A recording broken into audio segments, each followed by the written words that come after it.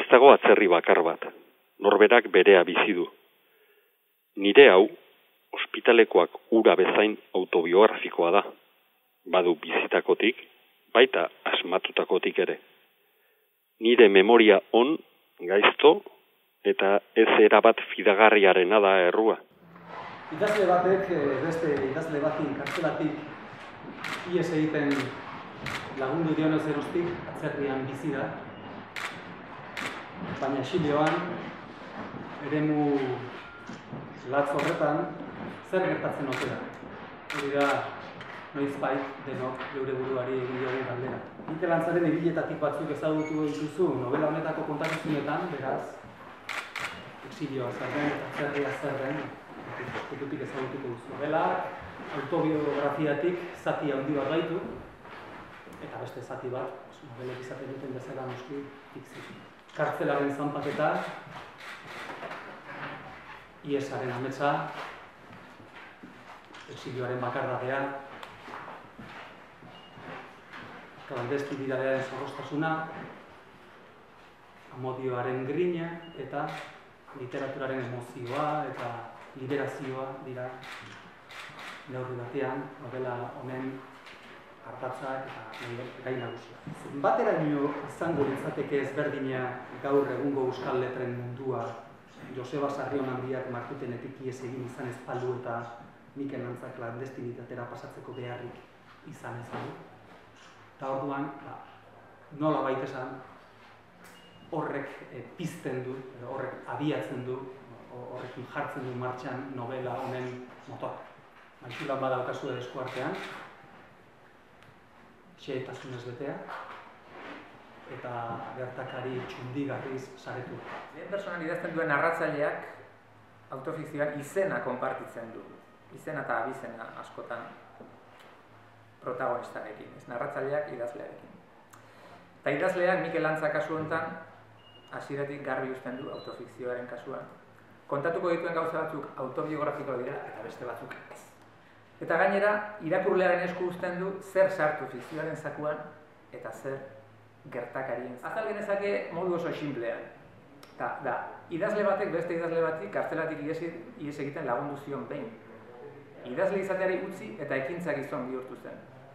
Beste idazleak ihes egiten lagundu zion hark idazle izaten segitu zuen, berak ez.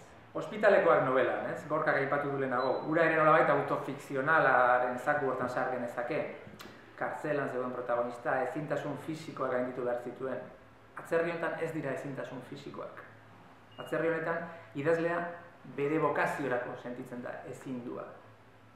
Ez fisikoki. Hau da, bere burua eta bere idazle eskuak berreskuratzea da bere ahalegina, bere helburua. Hainbat urte beranduago, idazle berberak bere buruari ihes egiten lagundu beharko dio kartzelatik.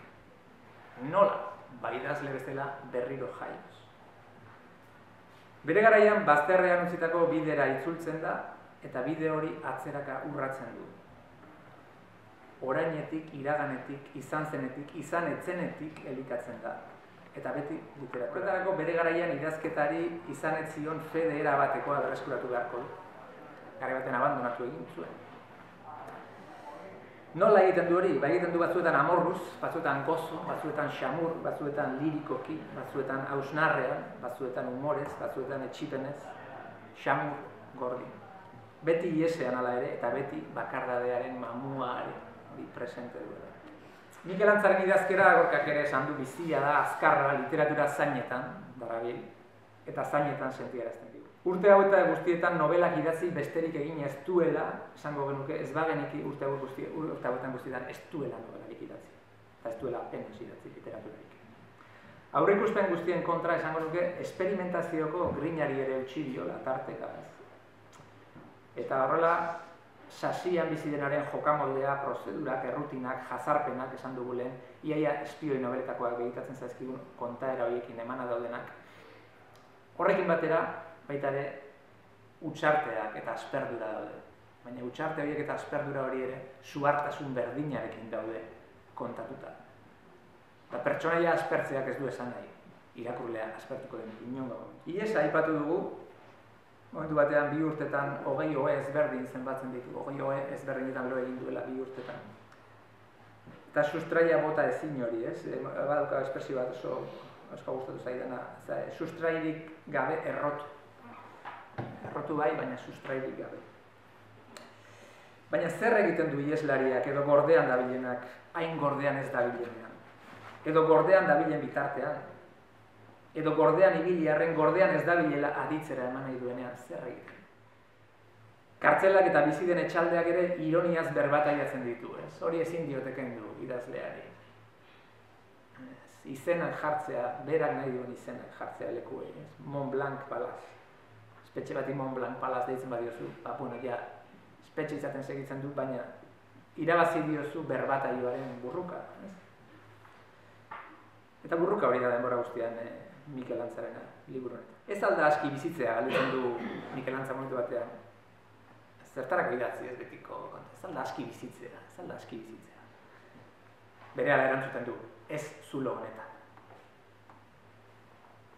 Eta zulo hori izan daiteke berdin kartzela, edo depresioa, edo zure egun txar bat, edo gaixotasun bat, aukera dezala norberak zerrendan dagokiona. A, B, C.